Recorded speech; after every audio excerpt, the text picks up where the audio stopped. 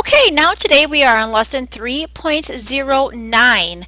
As you can see, 3.08 was just a your choice lesson, so we just skip over that and go on to 309 called War Clouds.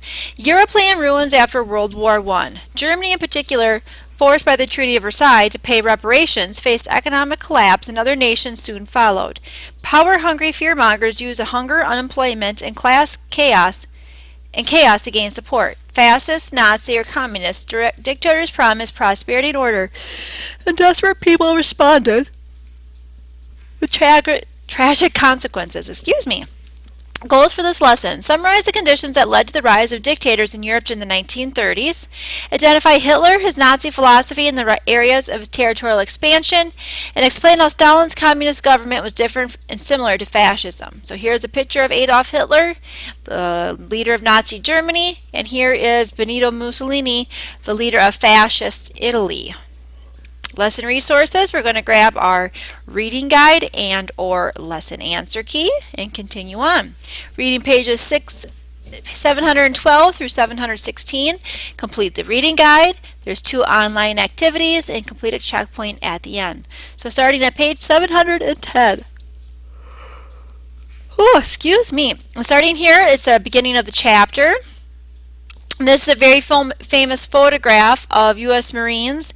This is in the Pacific Theater of War during World War II, and they're raising the flag on Iwo Jima, the American flag, very famous. And there's also a monument of that same photograph in Washington, D.C. in Arlington Cemetery.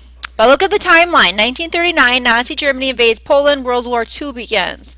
1941, Japan attacks the U.S. naval base at Pearl Harbor, the United States enters World War II. 1942, U.S. forces defeat the Japanese at Midway, turning the tide of the war in the Pacific. 1943, the Allies drive Axis forces out of North Africa, then push into Italy. In the Pacific, U.S. forces began island-hopping operations. 1944, June 16th, D-Day. On Normandy's beaches, Allied forces launched a massive invasion to liberate Western Europe and defeat the Nazis. 1945, FDR dies in office. Germany surrenders. The United States drops 2 atomic bombs in Japan, ending the war. All right, let's begin the reading here on page 712. In the early years of the Great Depression, as millions of Americans faced grim poverty and hardships and wondered if the nation's democratic system might give way to dictatorship or communist revolution, their worries were not merely fretful imaginings, but real concerns stirred in part by recent happenings in Europe. Throughout much of Europe, dictators had come to power, promising they would replace hard times with prosperity and order. Adolf Hitler in Germany, Benito Mussolini in Italy, Joseph Stalin in the Soviet Union in the 1930s, these 3 rulers held much of Europe in their grip. All 3 bitterly resented the losses their country suffered during the Great War. All 3 led frustrated and angry populations ready and willing to take up arms.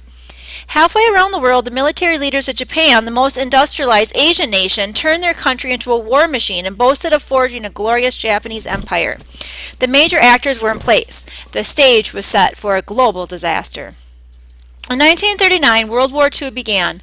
The Second World War was clearly the unfinished business of the first. Germany, Italy, and Japan each sought to right what they considered to be the wrongs inflicted by World War I. They began by embarking on conquest. They ended by plunging the world into death and destruction that surpassed even the staggering losses of World War I. At first, the United States remained apart from the conflict. During the 1920s, after the disillusionment of the Great War, the nation had largely withdrawn from international affairs. The isolation was only deepened by the Great Depression of the 1930s. With so many challenges at home, who wanted to get mixed up in distant conflicts? But President Franklin Roosevelt understood that American interests were tightly bound up with the fate of Europe's democratic countries. The president edged the nation towards supporting Britain in its fight against Germany. Most Americans resisted until the Japanese surprise attack on Pearl Harbor pushed the nation into a war that would both redefine America's roles in the world and profoundly change the nation's domestic life. The rise of fascism. By the end of World War I, the Treaty of Versailles sowed the seeds of what would prove to be a bitter fruit for victors and the vanquished alike. The Germans, angry and humiliated, saw no justice in the treaty in which they had no say. The terms of peace made Germans feel anything but peaceful. They seized with anger and looked toward revenge and another war. As a German general told one of his countrymen, in the final battle we shall be the victors. The Treaty of Versailles blamed the war on Germany. It forced the German government to pay punishingly heavy monetary reparations to the victors. These obligations overwhelmed Germany's fragile post-war democracy known as the Weimar Republic. During the 1920s, Germany's democratic political parties struggled to maintain economic stability and amid skyrocketing inflation and unemployment. As Germany began to default on its reparation payments, the victorious Allied nations, who owed a considerable amount of money to the United States, also slipped into economic crisis. Matters grew worse in the 1930s when the Great Depression spread from America to Europe. The collapse of many European economies created a social condition that led to the rise of fascism, a term introduced by Benito Mussolini, who took control of Italy in the early 1920s.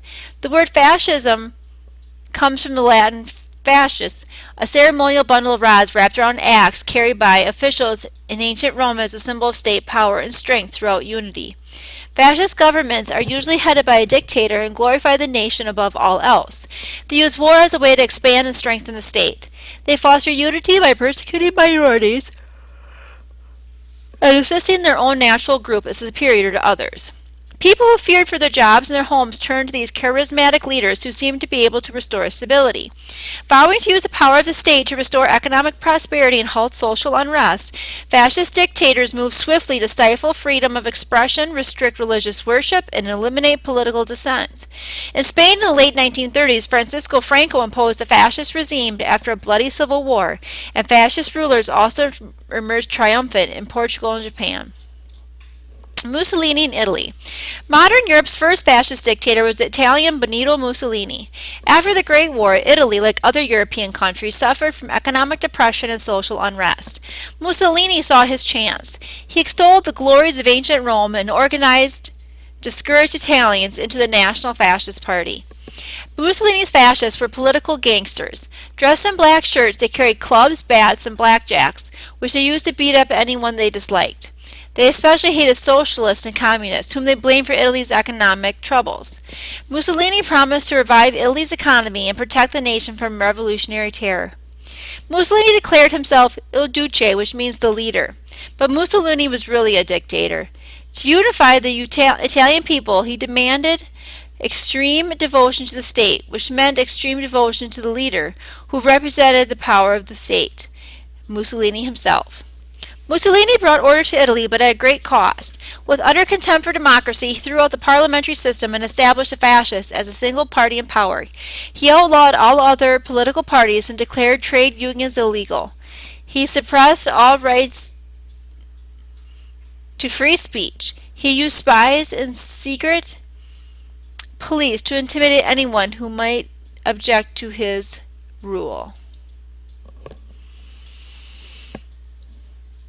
Mussolini used militarism, the glorification of military might, to rally his followers and divert their attention from continuing social problems. Fascism, he wrote, believes neither in the possibility nor the utility of perpetual peace. War alone puts a stamp of nobility upon the peoples who have courage to meet it. Mussolini pushed Italy into war by stirring up old resentments against the African countries of Ethiopia. In 1935, Mussolini ordered an invasion of Ethiopia. Ethiopian troops could not resist Italian airstrikes and poison gas. Italy took control of Ethiopia, and Mussolini boasted of reviving the glory of the ancient Roman Empire. Let's read this excerpt here. The Ineffective League of Nations. When Mussolini invaded Ethiopia in 1935, the Ethiopian Emperor Haile Selassie turned to help the League of Nations, the international organization created after World War I to prevent future conflicts. In an emotional speech to the League, he said, "God and history will remember your judgment. It is us today. It will be you tomorrow." The League of Nations issued declarations critical of Italy and imposed some restrictions on trade, but it could not stop Italy's aggression. In the case of Ethiopia and other acts of aggression by fascist dictators, the League of Nations proved ineffective and was unable to stem the tide of war. Hitler's rise to power. Fascism quickly spread beyond Italy throughout Europe. Mussolini's ideas appealed to a young German veteran of World War I, Adolf Hitler. After Germany's defeat, Hitler lashed against the politicians who had surrendered or for who has surrendered, for he believed Germany had been on the verge of winning the war. Soon encouraged by army commanders, Hitler took over the National Socialist German Workers' Party, or Nazi Party for short. He quickly attracted thousands of followers by playing upon their sense of frustration with the Weimar government. In 1923, with inflation soaring and the ranks of his Nazi supporters growing, Hitler tried to start a revolution against the Weimar government. His efforts failed and he was sent to prison. Hitler served only 9 months of a 5-year sentence. While he behind bars, he began writing his memoir, Mein Kampf, which means My Struggle. In the book, Hitler claimed that the Germans were members of a so-called Aryan race, a master race destined to rule humanity and conquer inferior races. Hitler directed his most intense racial hatred against the Jews. He blamed all of Germany's troubles on the Jews. Hitler told Germans that it was their sacred mission to maintain racial purity, but it was not enough to maintain the purity of the Aryan race. He also called for the elimination of what he viewed as inferior races. The elimination of Jews, he wrote, must necessarily be a bloody process. Hitler promised to lead Germany to glory by conquering new territories and giving them Lebensraum, living space. He believed they would find much of this living space by conquering Russia, home of the Slavs, another inferior race in Hitler's eyes. In part, Hitler wanted to conquer Russia because it was the home of communism, a philosophy he detested. He viewed I lost my spot there. In part, Hitler wanted to conquer Russia because it was the home of communism, a philosophy he detested. He viewed communists as a mob of loafers, deserters, political place hunters, and Jewish dilettanti. During the 1930s, the Great Depression hit Germany hard. Hitler's lunatic ranting began to make sense to many Germans. As wages shrank and prices climbed, millions lost their jobs. Hitler offered an explanation of the country's woes and a scapegoat to blame: the Jews. With their message of anti-Semitism and a promise of a glorious future for the Aryan race, Nazi candidates began winning elections. By 1932, Nazis held 38% of the seats in the Reichstag, the German parliament. Hitler claimed for himself the new title of Führer, which meant simply leader. The Führer of Germany would soon become a dictator. He established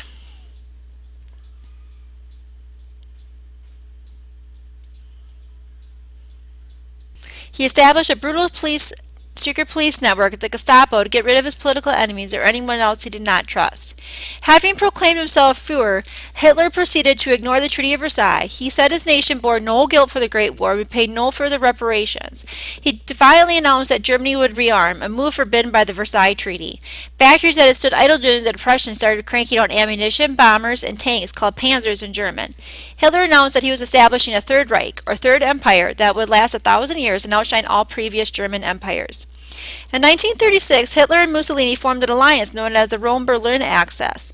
Japan soon entered into agreement with Germany. Together, Germany, Italy, and Japan formed the Axis powers. To gain more living space, in 1936, Hitler sent German troops into the industrial Rhineland, part of pre-World War I Germany, but now under French authority. Under the Treaty of Versailles, the Rhineland was supposed to act as a buffer between France and Germany, and German troops were forbidden to enter it. When Hitler sent his armies into the Rhineland, France and Britain protested, but they did nothing more. Both nations were preoccupied with trying to meet the economic crisis at home brought on by the Great Depression. Neither wanted to risk a fight, so they followed a policy of appeasement, giving in to an aggressor nation in order to maintain peace. 2 years later, Hitler ordered his army into Austria and announced he was annexing it to the German Reich. The leaders of France and Britain protested but took no action. France and Britain watched as the Third Reich grew. In 1938, Hitler's troops seized part of Czechoslovakia, and the next year the rest of Czechoslovakia, and then Poland as well. As Nazi forces pounded east, the British and French abandoned their failed policy of appeasement. On September 3, 1939, some 21 years after the Great War ended, both nations had declared war on Germany. World War II was underway. Okay, we're going to stop here and we'll start again in the next video with Stalin and the Soviet Union.